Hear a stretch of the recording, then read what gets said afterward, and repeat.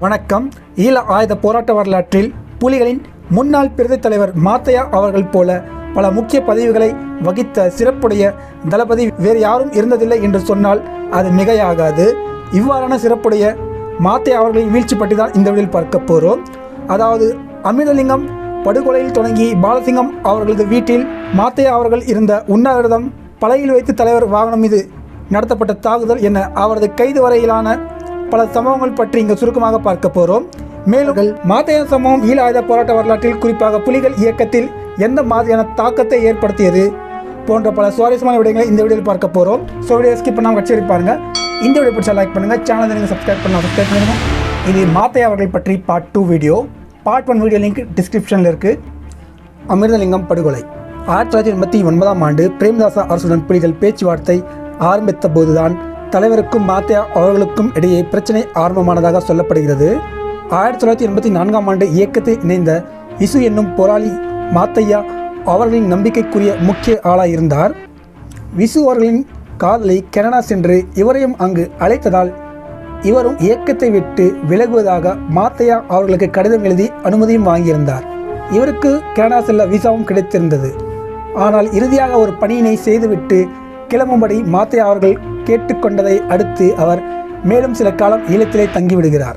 நாம் ஏற்கனவே குறிப்பிட்டது போல 1989ஆம் ஆண்டு மாத்தையா அவர்கள் கொழும்புக்கு செல்கிறார். அங்கு அரசியல் தலைவருடன் பேச்சுவார்த்தை நடத்தும் அதே காலத்தில் விசு அவர்கள் தலைமையில் ஒரு சிறிய குழுவை அமிர்தலிங்கம் அவர்களுடன் பேச்சுவார்த்தை நடத்த அனுப்புகிறார்.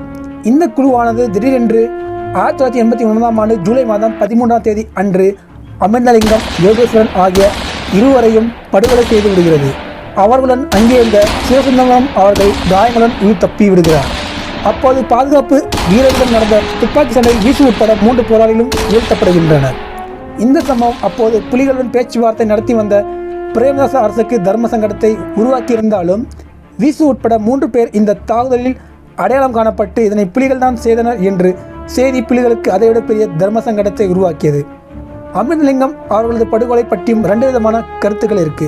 ஒன்று, இந்த படுகொலையை தலைவர் தான் செய்ய சொன்னார், ஆனால் மாத்தையா அவர்கள் இதனை சொதப்பியதால் இருவருக்கும் இடையே பிரச்சனை ஆரம்பித்தது என்று கூறப்படுகிறது.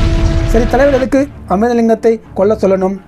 அதற்கான காரணம், பிரேமதாச அரசும் புலிகளும் இந்திய படைகளை ஈழத்தை விட்டு விரட்ட முயற்சி செய்து கொண்டிருந்த போது அமிர்தலிங்கம் அவர்கள் இந்தியாவுக்கு ஆதரவாக நின்றதால் பிரேமதாச அரசும் புலிகளும் அவர் மீது கோபத்தில் இருந்தனர். அதன் விளைவுதான் இந்த படுகொலை என்று கூறப்படுகிறது. 2, இந்த படுகொலையை ராவின் தூண்டுதலின் பேரில் ஏற்கனவே ராவின் கைக்கூலியாக மாறியிருந்த மாத்தையா அவர்கள் செய்தார் என்றும் கூறப்படுகிறது. பிரேமதாச அரசுக்கும் புலிகளுக்கும் இடையேயான பேச்சுவார்த்தையை சீர்குலைக்கவே ரா செய்ததாக கூறப்படுகிறது. இந்த சம்பவத்திற்கு பின் புலனாய்வுத்துறை பொறுப்பாளராக இருந்த பிரிகேடர் பொட்டம்மான் அவர்கள் மாத்தையா அவர்களின் நடவடிக்கைகள் மீது தனி கவனம் செலுத்த ஆரம்பித்தார். இதன் விளைவு தனியாக ஒரு குழு அமைக்கப்பட்டு அது மாத்தையா அவர்களின் தளத்திலிருந்து பரிமாறப்படும் எல்லா தகவல்களையும் இடைமறித்து ஒட்டு கேட்க ஆரம்பித்தது. அமிர்தலிங்கம் அவர்கள் படுகொலை செய்யப்பட்ட 10 நாட்களுக்குள் இந்தியாவில் வெளிவரும் த ஹிந்து வார இதழில் ஜூலை 24ஆம் தேதி அன்று தலைவர் மாத்தையா அவர்களால் சுட்டுக் கொல்லப்பட்டதாக செய்தி வெளியானது. இதனை பொய் என்று நிரூபிக்க வேண்டும் என்பதற்காக தலைவர் மாத்தையா அவர்களை தனது மறைவிடத்திற்கு வருமாறு கட்டளையிட்டார். அப்போது மாத்தையா அவர்கள் தனது அப்போதைய முகாமிலிருந்து 2 நாள் அடர்ந்த வன்னிக்காடுகள் ஊடாக நடந்து வந்து தலைவர் சந்தித்தார். இருவரும் சேர்ந்து புகைப்படம் எடுத்து அதனை இயக்கம் வெளியிட்டதாக கூறப்படுகிறது. அதே காலகட்டத்தில் தலைவர் மாத்தையா அவர்களை கிழக்கு மாகாணத்திற்கு சென்று இந்திய அமைதிப்படை உருவாக்கியிருந்த TNA படைகளை அழிக்க உத்தரவிடுகிறார். வழக்கம் போல தலைவர் கொடுத்த வேலையை செய்து முடித்தார் மாத்தையா அவர்கள். இந்திய படைகள் ஈழத்தை விட்டு சென்ற பின் வடக்கில் புலிகள் பெரும்பாலான பகுதிகளை தங்கள் கட்டுப்பாட்டிற்குள் கொண்டு வந்தனர். அதேவேளை மாத்தையா அவர்கள் தலைமையிலான அரசியல் பிரிவும் தமிழீழ நிழல் அரசு நிறுவுவதற்கான வேலையில் இறங்கியது. ஆனால் மக்கள் முன்னணி கட்சியில் மாத்தையா அவர்கள் தனது ஆதரவாளர்களுக்கு பொறுப்புகளை வழங்க ஆரம்பித்தார் என்று கூறப்படுகிறது. அதாவது ஈழ மக்களின் குரலாக ஒலிக்க வேண்டிய மக்கள் முன்னணி இப்போது மாத்தையா அவர்களின் குறிப்பிட்ட சில ஆதரவாளர்களின் குரலாக மட்டுமே பிரதிபலிக்க ஆரம்பித்தது. அதேவேளை மாத்தையா அவர்கள் தேச விரோத சக்திகளின் தொடர்பில் இருப்பதாக புலனாய்வு தகவல்கள் உறுதி செய்தனர். புலனாய்வுத்துறைக்கு மாத்தையா அவர்கள் மீது சந்தேகம் வர இன்னுமொரு முக்கிய காரணம் 1991ஆம் ஆண்டு தமிழ்நாட்டில் படுகொலை செய்யப்பட்ட இந்திய முன்னாள் பிரதமர் ராஜீவ்காந்தி அவர்களின் படுகொலை. சார்ஜ் ஷீட்டில், அதாவது குற்றப்பத்திரிகையில் தலைவரை முதல் குற்றவாளியாகவும் புலனாய்வு பிரிவு பொறுப்பாளர் பிரிகேடியர் பொட்டம்மான் அவர்களை இரண்டாவது குற்றவாளியாகவும், புலிகளின் வெளிக்கல புலனாய்வு பிரிவின் பெண் பிரிவு பொறுப்பாளர் லெப்டினன்ட் கேர்னல் அகிலா அவர்களை மூன்றாவது குற்றவாளியாகவும் சேர்த்திருந்த சிபிஐ ஏனோ இயக்கத்தின் பிரதி தலைவர் மாத்தையா அவர்களின் பெயரை அந்த குற்றப்பத்திரிகையில் சேர்க்கவில்லை. இது மாத்தையா அவர்கள் மீதான பிரிகேடியர் பொட்டம்மான் அவர்களின் சந்தேகத்தை இன்னும் அதிகரித்தது. இதனை அடுத்து மாத்தையா அவர்களுக்கு எதிராக 10 பக்கம் கொண்ட குற்றப்பத்திரிகை தயார் செய்யப்பட்டது. யாழில் நீண்ட காலமாக புலிகளின் ஆதரவாளர்களாக இருந்த மக்களை அழைத்து தலைவர் அவர்கள் ஒரு கூட்டம் நடத்தினார். இந்த குற்றப்பத்திரிகை தயார் செய்வதற்கு முன்பே மாத்தையா அவர்களை தலைவரை சந்திக்க சொல்லி கட்டளையிட்டதாகவும், ஆனால் மாத்தையா அவர்கள் தலைவரை சந்திக்க மறுத்துவிட்டதாகவும் கூறப்படுகிறது. அதனால் இப்போ மக்கள் முன்பு அந்த 10 பக்க குற்றப்பத்திரிகை படித்து காட்டிய பின் அதற்கு ஜூலை 31ஆம் தேதிக்குள் மாத்தையா அவர்கள் விளக்கம் அளிக்க வேண்டும் என்றும் மக்களுக்கு தெரிவிக்கப்பட்டது. ஜூலை 31ஆம் தேதி தாண்டியும் மாத்தையா அவர்களிடமிருந்து எந்த பதிலும் வரவில்லை. அவரை புலிகள் நேரடியாகவே அணுகி விளக்கம் கேட்டனர். அதற்கும் அவர் தலைவருக்கு விளக்கம் வேண்டும் என்றால் அவரை நேரடியாக வந்து என்னை சந்திக்கட்டும் என்று கூறினாராம். அவர் எந்த தைரியத்தில் அப்படி பேசினார் என்று தெரியவில்லை. அதிகாரம் உள்ள திமிரில்தான் அவர் இப்படி பேசினார் என்பதால் தலைவர் மாத்தையா அவர்களை மக்கள் முன்னணி கட்சி தலைவர் பதவியிலிருந்தும் இயக்கத்தின் துணைத் தலைவர் பதவியிலிருந்தும் நீக்கிவிட்டு ஒரு சிறப்பு நடவடிக்கையின் பொறுப்பை வழங்கி கிழக்கிற்கு அனுப்பி வைக்கிறார். அதேவேளை புலிகளின் மக்கள் முன்னணி கட்சியும் கலைக்கப்பட்டது. 1992ஆம் ஆண்டு ஆகஸ்ட் மாதம் 8ஆம் தேதி அன்று டென்சில் அவர்கள் உட்பட பல முக்கிய இராணுவ தளபதிகள் கன்னிவெடியில் சிக்கி இறந்த பின் அரசு படைகள் மனோரீதியாக பலவீனமடைய ஆரம்பித்தனர். இதுதான் சரியான தருணம் என்று எண்ணிய தலைவர் அவர்கள் மாத்தையா அவர்களை மீண்டும் யாழ்குடாவிற்கு வரவழைக்கிறார். ஏற்கனவே அரசியல் துறையிலிருந்தும் துணைத் தலைவர் பதவியிலிருந்தும் அவரை தூக்கிவிட்டு அவரை சாதாரண தளபதியாக மாற்றியிருந்த தலைவர் அவர்கள் இப்போது அவருக்கு முக்கியத்துவம் இல்லாத பதவிகளை வழங்கினார். அதாவது அகதிகளாக வரும் மக்களையும் காயமடையும் போராளிகளையும் கவனிக்கும் பொறுப்புகள். ஆனால் அவரது பாதுகாப்பிற்காக 75 பேர் கொண்ட மெய் பாதுகாவலர் அணியை வைத்துக்கொள்ள அவருக்கு அனுமதி வழங்கினார். இதன் பின் நடந்த 2 சம்பவங்கள் மாத்தையா அவர்களின் மீதான புலனாய்வுத்துறையின் சந்தேகத்தை இன்னும் அதிகரித்தது. அதாவது கொக்குவில் பகுதியில் பிரிகேடியர் பொட்டம்மான் அவர்கள் தனது ஆட்களுடன் சென்ற வாகனம் மீது கையெறி கொண்டு வீசப்பட்டது. பிரிகேடியர் பொட்டம்மான் அவர்கள் காயங்களுடன் உயிர் தப்பினார். 2.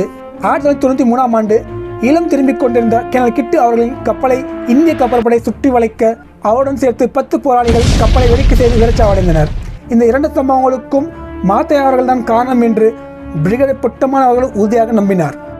உண்ணாவிரதம் 1993ஆம் ஆண்டு மார்ச் மாதம் ஒரு நாள் இரவு 10 மணி அளவில் மாத்தையா அவர்கள் அப்போது கொக்குவில் பகுதியில் இருந்த பாலசிங்கம் அவர்களது வீட்டிற்குள் திடீரென்று நுழைகிறார்.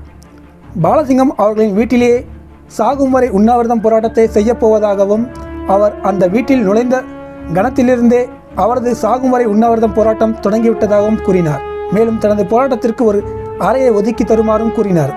தனக்கு தேவையான பொருட்கள் அடங்கிய சிறு பை ஒன்றை தன்னுடன் அவர் எடுத்து வந்திருந்தார். அவரது முகத்தில் ஒரு விதமான கடுப்பு தென்பட்டது. அவரது மெய் பாதுகாவலர்கள் ஆயுதங்களுடன் பாலா அவர்களது வீட்டிற்கு வெளியில் குவிந்து நின்றனர். அதேவேளை அவரது வாகனம் பாலா அவர்களது வாசலுக்கு அருகில் நிறுத்தி வைக்கப்பட்டிருந்தது. இந்த திடீர் திருப்பத்தால் திகைப்படைந்திருந்த பாலா அவர்கள் சாகும் வரை உண்ணாவிரதம் இருக்க முடிவெடுக்க காரணம் என்ன, அதற்கு அவரது வீட்டை தேர்ந்தெடுக்க நோக்கம் என்ன என்று மாத்தையா அவர்களிடம் கேட்கிறார். புலிகள் இயக்கத்தின் துணைத் தலைவர் பதவியிலிருந்தும் அரசியல் கட்சியின் தலைவர் பொறுப்பிலிருந்தும் தாம் விடுவிக்கப்பட்டதன் காரணமாக இயக்கத்தின் தலைமை பீடத்திலும் குறிப்பாக தலைவர் அவர்கள் மீதும் தாம் ஏமாற்றம் அடைந்திருப்பதாக மாத்தையா விளக்கினார்.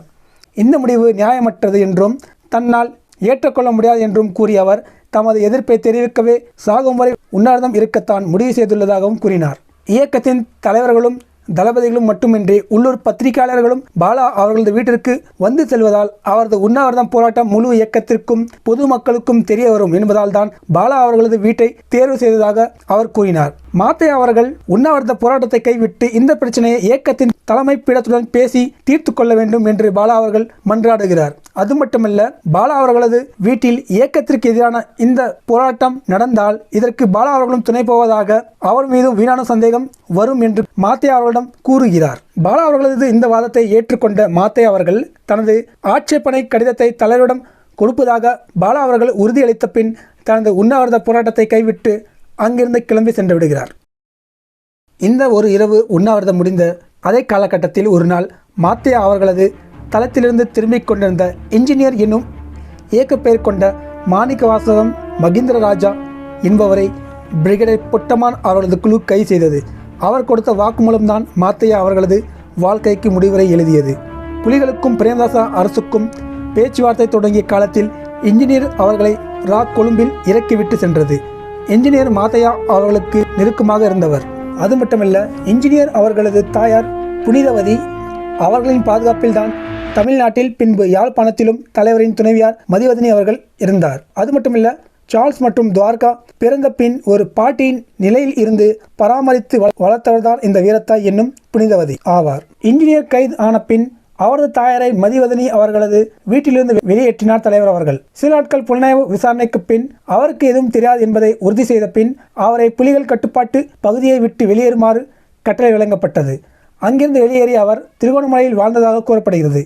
இன்ஜினியர் கொடுத்த வாக்கு மூலம் அடிப்படையில் கிருபன் அவர்களும் தலைவரின் மெய்ப்பாதுகாவலர் பிரிவில் இருந்த செங்கமலம் மற்றும் சுசிலன் ஆகியோர் கைது செய்யப்பட்டனர். இந்த 4 பேரிடமும் விசாரணை நடந்து கொண்டிருக்கும் போதே தலைவர் பயணம் செய்யும் வாகனம் என்று அடையாளம் காணப்பட்டு பலை பகுதியில் வைத்து அந்த வாகனம் மீது தாக்குதல் நடந்தது. ஆனால் அன்று தலைவர் அந்த வாகனத்தில் பயணம் செய்யவில்லை. விசாரணையின் போது பலர் மாத்தையா அவர்கள்தான் தலைவரை கொல்ல கட்டளையிட்டதாக சொல்ல மாத்தையாவை கைது செய்ய முடிவு செய்கிறார் பிரிகேடியர் பொட்டமான் அவர்கள். கொப்பை பகுதியில் இருந்த மாத்தையா அவர்களின் முகாமை சுற்றி வளைக்க பிரிகேடியர் பொட்டமான் அவர்கள் தலைமையிலான ஒரு குழு உருவாக்கப்பட்டது. அதில் brigadier Sornam, brigadier Balraj, brigadier Soosai ஆகியோரும் இடம்பெற்றனர். 1993 ஆண்டு ஆகஸ்ட் மாதம் 3ஆம் தேதி அன்று அதிகாலை பிரிகேடியர் பொட்டமான் அவர்கள் தலைமையிலான குழு ஒன்று மாத்தையா அவர்களை கைது செய்ய புறப்பட்டது. அதிகாலை அவரது முகாமை சுற்றி வளைக்க சென்ற இந்த அணி மெய்ப்பாதுகாவலர் அணி மாத்தையா அவர்களின் கைதை தடுக்க எதிர்த்தாக்குதல் நடத்துவார்கள் என்று எண்ணி லவுட் ஸ்பீக்கர் பொருந்திய வாகனம், RPG என எல்லாவற்றிற்கும் தயாராக அங்கு சென்றனர். ஆனால் அவரை கைது செய்ய தயக்கத்தோடு முன்னெச்சரிக்கையாக சென்ற பிரிகேடியர் பொட்டமான் அவர்களின் அணியை மாத்தையா அவர்களின் மெய்ப்பாதுகாவலர் குழு தடுக்காமல் என்ன விஷயம் என்று சாதாரணமாக விசாரித்தது. பிரிகேடியர் பொட்டமான் அவர்கள் தலைமையில் மாத்தையா அவர்களை கைது செய்ய சென்ற அணி மீது மாத்தையா அவர்களின் மெய்ப்பாதுகாவலர் அணி எதிர்த்தாக்குதல் நடத்தாமல் விட்டதற்கு பல விதமான கருத்துக்கள் உண்டு. ஒன்று, தான் எப்ப வேண்டுமானாலும் கைது செய்யப்படலாம் என்று முன்கூட்டியே அறிந்திருந்த மாத்தையா அவர்கள் அப்படி தன்னை கைது செய்ய வரும் அணி மீது தாக்குதல் நடத்த வேண்டாம் என்று தனது மெய்ப்பாதுகாவலர் அணிக்கு கட்டளை வழங்கியிருந்ததாக கூறப்படுகிறது. 2, மாத்தையா அவர்களும் சரி, அவருக்கு பாதுகாப்பாக நின்ற போராளிகளும் சரி, மற்ற தளபதிகள் மீது தாக்குதல் நடத்தலாம்.